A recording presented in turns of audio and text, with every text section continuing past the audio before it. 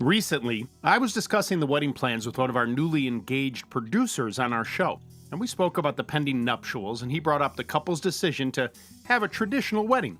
It got me thinking about what exactly a traditional wedding means nowadays.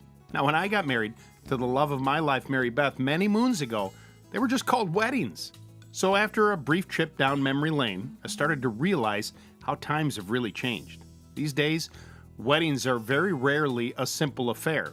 Planning a wedding can become a full-time job and cost a pretty penny.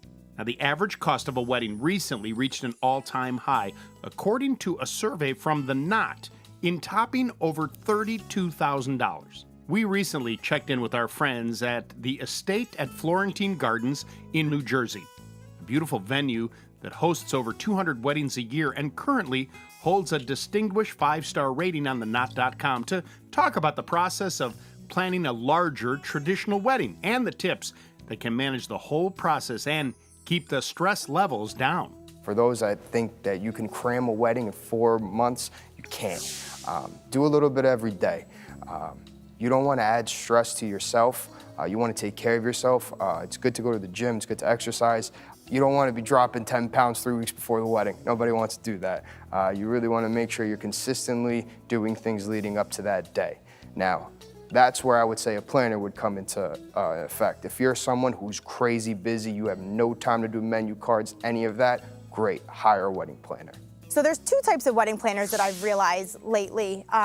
Number one, there's a wedding planner that's basically there to help with details, such as helping the bride find their dress or find their invitations or help them with floral design, which is great because that helps the bride directly. Then there's the planner who actually does know the logistics, who can come in and speak with the DJ, speak with the maitre d', and basically talk about the logistics of the whole day. We pride ourselves on planning the wedding with our clients, helping them with details of the day, talking about their timeline, really going through everything with them. Vendors are extremely important in the wedding process. We always say, try to get your vendors out of the way. We are fortunate enough to host an event where you're able to meet vendors firsthand, face-to-face, and see what their product is all about and their service is all about, and try to get comfortable with that person because dates do fill up and people are just not available. We strive to make things as easy as possible for you. According to a recent study by Zola, out of 500 engaged or newlywed couples, 96% described the entire process as daunting. 40% checked off the extremely stressful box, while 71% ranked it higher on the stress scale compared to other major life events like finding a new job.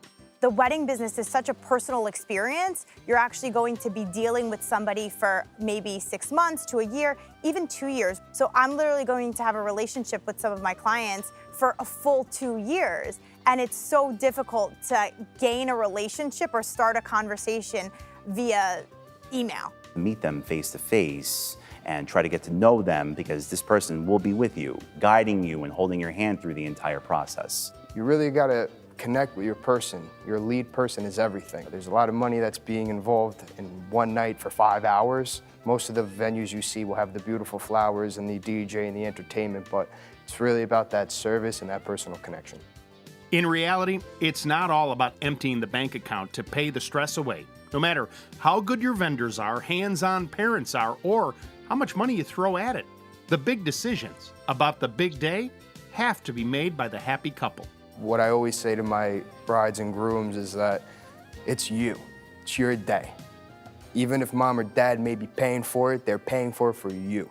You need to be happy that night. You need to make sure you walk away feeling satisfied. There's a lot of pressures of maybe having this perfect wedding, having it look a certain way, be a certain way, but at the same time, you want it to be special to you and your fiance and whoever you're marrying. With so many big financial decisions, it's more than just making sure bickering relatives sit on the opposite end of the ballroom. The stress can pile up faster than the bills. You only do this once, hopefully, so don't forget to enjoy the process and not to forget what the day really represents and why you're getting married in the first place. The love you two crazy kids have for each other. Spend your money on things that are gonna last. Your photos, your videos, you're gonna have those forever. Memories of being with your friends, spend your money there. When they're in the process of choosing entertainment, I think it's really important to physically see the band. You get a totally different feel when you see a band performing on tape than you do in person. You want to feel the energy that the band is exuding to the crowd. And it's great to have a band, but a band these days is pricey. DJs are a lot less money, and sometimes that can pay for a honeymoon. You have to just look at the event, take a step back, know that all eyes are going to be on you, and to actually put yourself in a position where it's like, hey, you need to take care of yourself. And at the end of the day, it's only 6 hours. There's other things to look forward to. You have houses, children's futures. Not everyone needs to have a super fairy tale wedding. It's all about being happy and having a good time.